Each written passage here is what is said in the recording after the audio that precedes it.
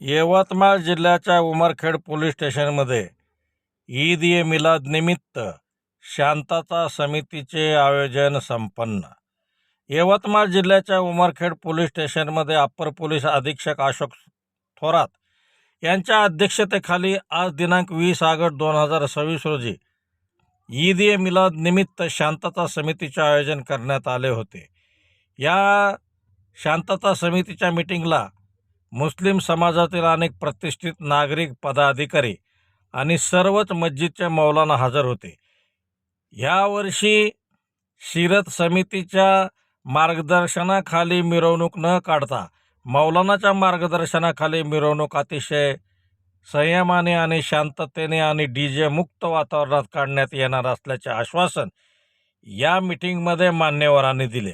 त्याचबरोबर जिल्ह्याचे upper police अधीक्षक अशोक थोरात यांनी सुद्धा पोलीस प्रशासनाला आपण मदत करावी, पोलीस प्रशासन आपल्यासोबत सतत आणि हमेशाच आपल्यासोबत राहील असे आश्वासन दिले. यावेळी उमरखेड पोलीस स्टेशनचे पोलीस निरीक्षक शंकर पांचाळ, सहाय्यक पोलीस पदाधिकारी आणि मोठ्या प्रमाणात नागरिक उपस्थित होते. अग्निबाण लाईव्ह न्यूजसाठी डॉक्टर अंबेजोगाईकर, उमरखेड.